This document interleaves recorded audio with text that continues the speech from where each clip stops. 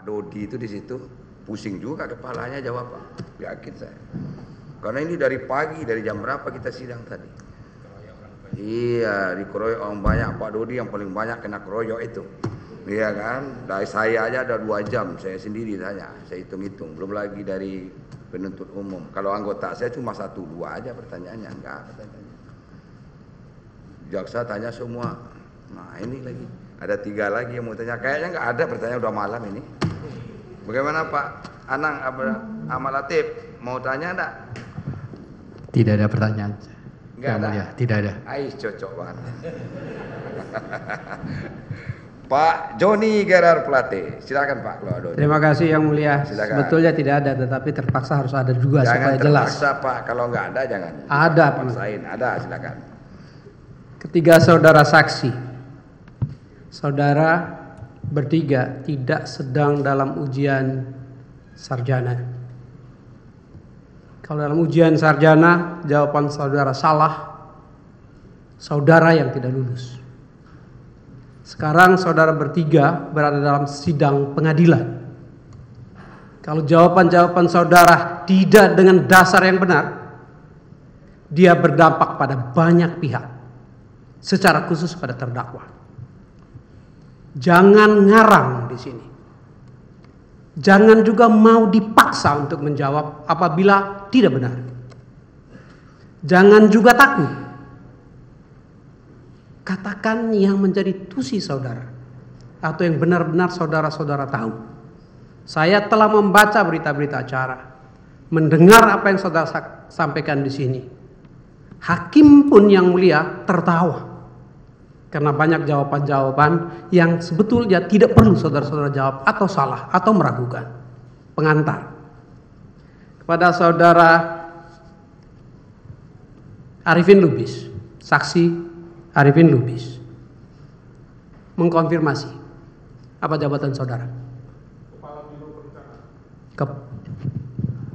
Kepala Biro Perencanaan. Di mana? Di Kementerian Komunikasi dan Informatika. Eselon berapa? Eselon 2. Eselon 2. Secara hierarki struktural, saudara melapor kepada siapa? Sekretaris Jenderal. Pada Sekretaris Jenderal. Apakah Sekjen saudara mengetahui atau sepengetahuan Sekjen rapat-rapat saudara? Sepengetahuan Sekjen. Sepengetahuan Sekjen. Saudara melapor juga pada Sekjen? Bisa melapor, kami diajak.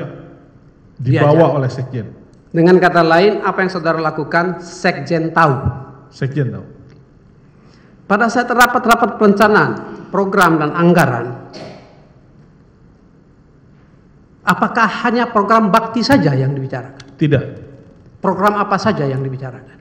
Ada program Pusat Data Nasional, ada yang terkait dengan talenta digital, ada yang terkait dengan farming dan refarming, ada terkait dengan legislasi, ada terkait dengan literasi digital. Dengan kata lain, program dari setiap satker. Betul. Yang ada di bawah Kominfo, betul? Iya, betul. Apakah pada saat pembahasan program dan rapat-rapat internal di Kominfo ada intervensi dari menteri?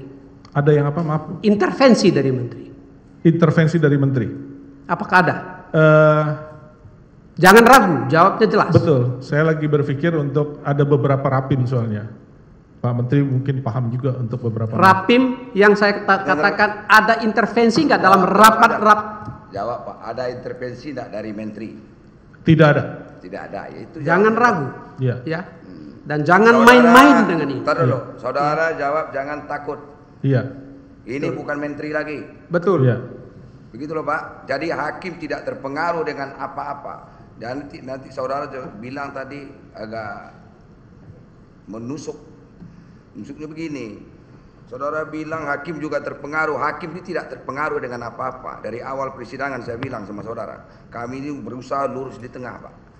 Jangan saudara bilang kami terpengaruh dengan keterangan saksi, tidak akan kami lihat keterangan saksi itu benar apa tidak. Nanti akan kami pertimbangkan menjadi fakta-fakta hukum yang benar, persesuaian antara keterangan saksi yang satu dengan keterangan saksi yang lain. Jadi jangan saudara salah menduga siapa kami ini. Kami bukan dipesan seseorang, bukan. Hakim ini kami menjalankan tugas negara. Ingat saudara itu. Terima kasih Yang Mulia. Kami menyadari sepenuhnya itu. Tapi kami juga tahu sidang ini sidang terbuka yang ditonton oleh seluruh masyarakat. Untuk umum, saudara Ya. jangan mengalihkan isu ke arah yang lain. Itu yang saya bilang. Terima kasih Yang Mulia, tidak mengalihkan isu. Bisa kami teruskan pertanyaannya. Pada saat rapat-rapat, sekali lagi, rapat-rapat internal yang dibahas oleh Sekjen bersama biro-biro dan satker yang bersangkutan, apakah ada intervensi dari Menteri? Tidak ada, karena Tidak ada. itu internal Terima kasih. Sekjen. Apakah program dari atas atau dari satker-satker? Banyakan dari Satker. Yang pasti, banyakan berarti ada yang sedikitan. Mostly semuanya hampir dari Satker. Semuanya dari satker. Jadi tidak ada titipan. Tidak ada. Terima kasih. Apakah dalam pembahasan RAPBN Kominfo 2021 termasuk anggaran untuk membiayai 4.200 BTS 4G Bakti telah sesuai dengan mekanisme dan siklus APBN? Iya. Telah sesuai. Apakah pada saat pembahasan trilateral bersama Kementerian Keuangan dan Kementerian Bappenas ada catatan-catatan, penolakan-penolakan atau blokir-blokir dari Kemenku dan Bappenas atas program BTS 4G Bakti? Tidak ada. Tidak ada. Atau dengan kata lain, sudah sesuai mekanisme perundang-undangan? Karena merupakan kebijakan nasional. Apakah Jadi sudah didukung. sesuai dengan mekanisme yang ada di pemerintahan? Sudah. Sudah sesuai. Terima kasih. Apakah anggaran 4.200 BTS 4G Bakti menjadi bagian dari Undang-Undang APBN 2021? Iya. Kalau dia sudah menjadi bagian dari Undang-Undang APBN 2021, secara politik apakah itu telah disetujui oleh DPR RI? Iya, disetujui. Berarti ini program negara. Iya, Betul. Presiden. Iya. Terima kasih. 16 Agustus, sorry. Pada saat APBN itu, anggaran yang saudara sampaikan tadi hanya terbatas 6,8 triliun atau setara untuk 2.417 BTS. Betul? Di mana ya? Di 2021. Iya. Ya. Iya. Sedangkan di dalam Perpres 2021 ditetapkan 4.200. Iya. Berarti ada kekurangan. Iya. Betul. Kekurangannya itu dibiayai dari mana? Dari PNBP. Dari PNBP. Apakah pembiayaan dari PNBP Kominfo itu telah mendapat persetujuan dan sesuai dengan mekanisme? Iya. Dengan Sudah. ditetapkannya KMK nomor 46. Dengan ditetapkannya KMK 46 atau persetujuan dari Menteri Keuangan. Iya. Dengan demikian anggaran rupiah murni dan PNBP sesuai dengan perundang-undangan. Iya. Terima kasih. Yang berikutnya, apakah ada kementerian lembaga lain yang juga menggunakan PNBP Ada. untuk membiayai? Untuk Contohnya, mohon maaf. untuk membiayai program kementeriannya atau lembaganya? Ada. Ada. Ya. Contohnya, Banyak. Ada polisi. Ada, berapa besar di kepolisian? Saya lupa itu. Lupa, tolong dicek. Iya. Sebagai benchmark. Karena apa yang diusulkan pasti ada benchmarknya. Ya. Iya. Pasti ada benchmarknya.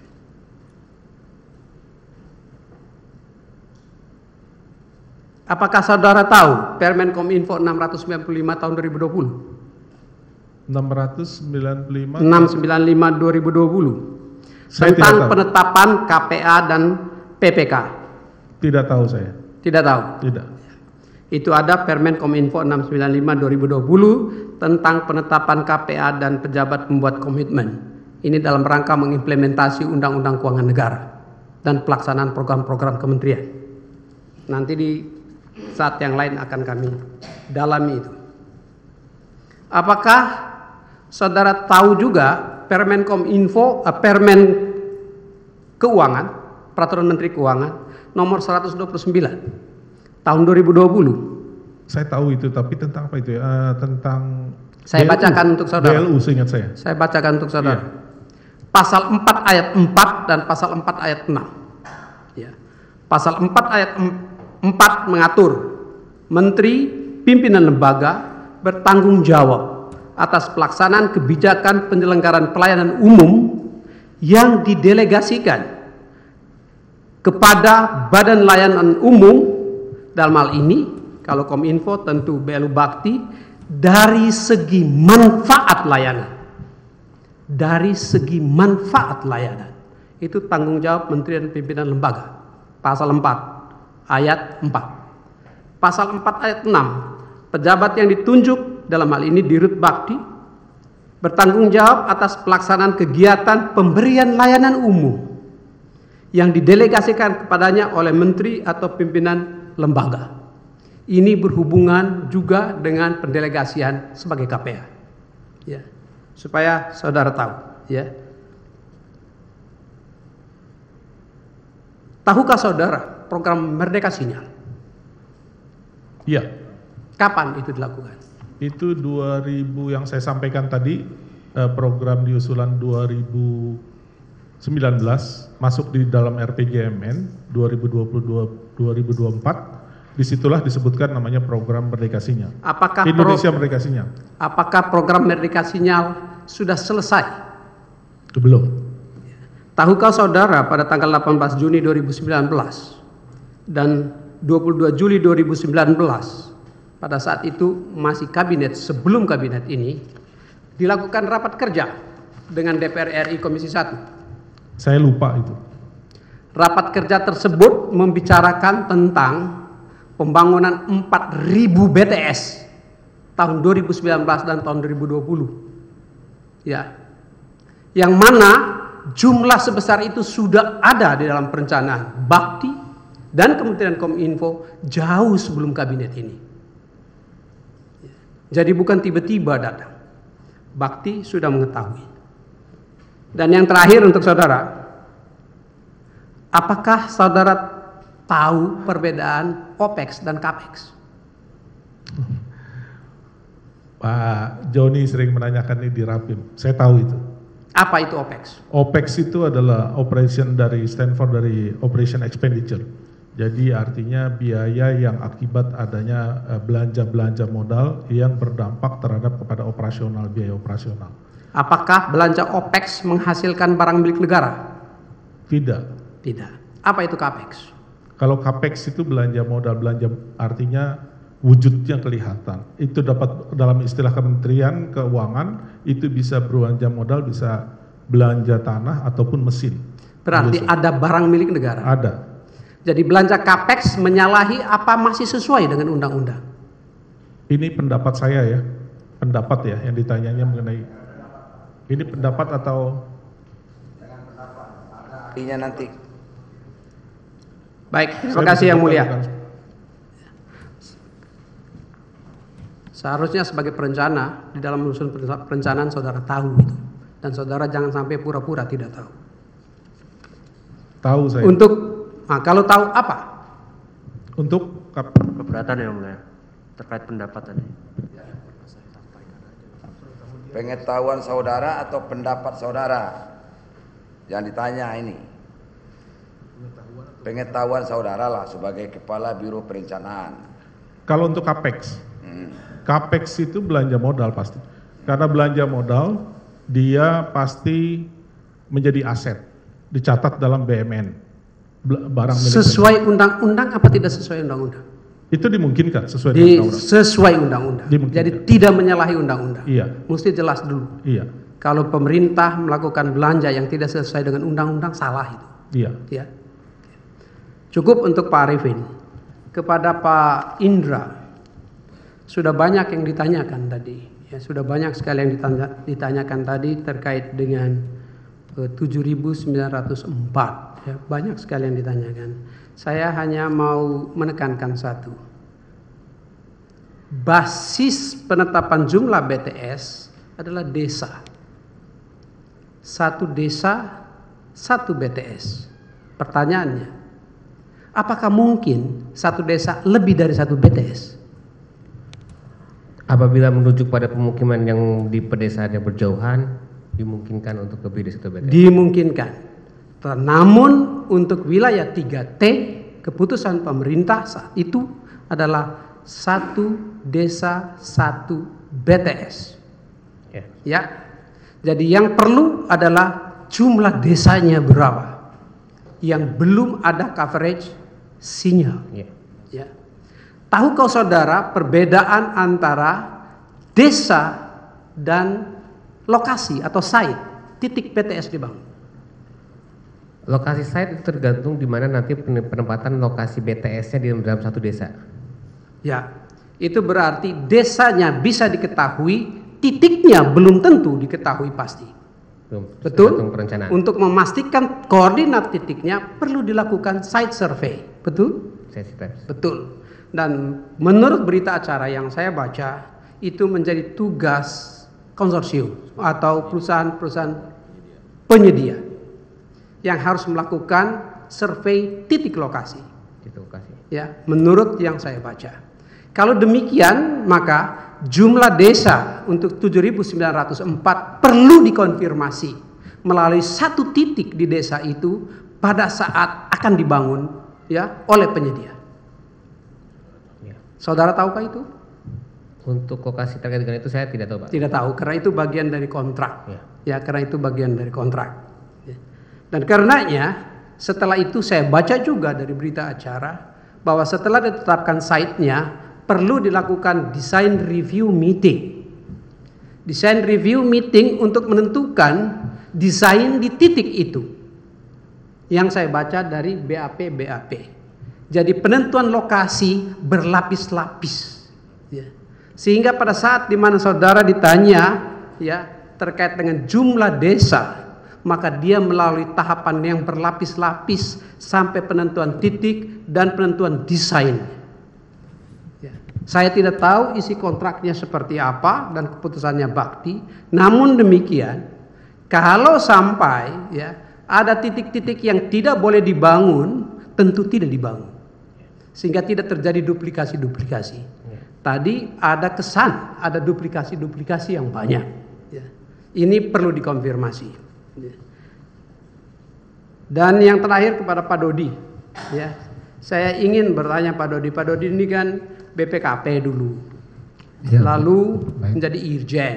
Baik, Pak. Sekarang jabatannya? Auditor utama. Auditor utama. Ya. Sebagai auditor utama, sebagai Irjen, sebagai Dewas juga, bagaimana pencatatan barang milik negara? Ya, sesuai dengan standar akuntansi pemerintah. Apa terkait dengan pencatatan? Ada barang milik negara dalam konteks BTS misalnya, dalam konteks BTS yang sudah on air dicatat sebagai apa? Sebagai aset tetap.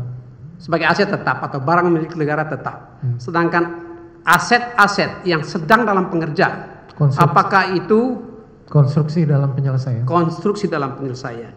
Di dalam kontrak yang pada saat melakukan pengecekan, ya di dalam kontrak, yang ada di dalam kontrak model pembayaran seperti apa? Apakah pembayaran berbasis serah kunci atau turnkey atau berbasis termin atau tahapan? Untuk material berdasarkan basis termin yang uang muka 20, pada saat GAC 40, pada saat MOA 35, lalu 5%-nya pada saat BTS itu berfungsi. Apa perbedaan terms of payment atau syarat pembayaran, serah kunci dan syarat pembayaran termin? Syarat pembayaran termin untuk material berdasarkan sudah ada tidaknya material sesuai dengan tahapan yang disepakati untuk dibayar. Sedangkan syarat pembayaran serah kunci? Sebentar dulu Pak, stop. Sebentar dulu. Saudara tahu tentang pelaksanaan di lapangan, Pak Jorni Gerak? Tahu saya kan? Atas dasar dokumen yang saya baca yang mulia. Iya. Saya tidak tahu di lapangan. Ya, kalau tidak tahu ngapain saudara tanya? Tanya aja masalah apa kewenangan saudara sebagai menteri, tahu ngapain saudara tanya?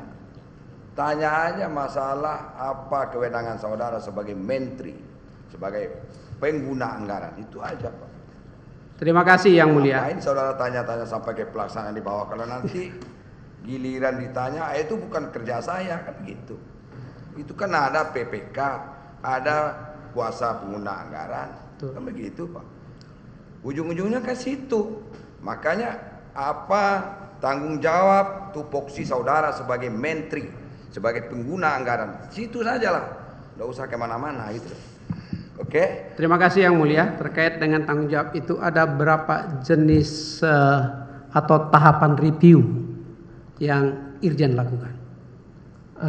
Kami mulai dengan review terhadap rencana anggaran RKKL, lalu kami melakukan review terhadap proses pelaksanaan pelelangannya, lalu setelah itu kami ikuti dengan monitoring terhadap pelaksanaannya. Jadi ada beberapa tahap review yang dilakukan. Iya, betul. Ada berapa lapis pengawasan yang dilakukan terhadap Bakti? Bakti lapis pengawasannya ada 4. Eksternalnya BPK, eksternalnya kedua adalah BPKP, internalnya Kominfo adalah Inspektorat Jenderal, internalnya Bakti, SPI-nya Bakti. Semuanya sudah dilakukan? Semua dilakukan sesuai dengan tupoksinya dan lingkup pengawasannya masing-masing. Dan ada Dewas di situ? Ada juga Dewas. Baik. Terima kasih Yang Mulia. Ya. Enggak lagi, cukup. Terakhir. Saya Nitya Anissa, saksikan program-program Kompas TV melalui siaran digital, pay TV, dan media streaming lainnya. Kompas TV, independen, terpercaya.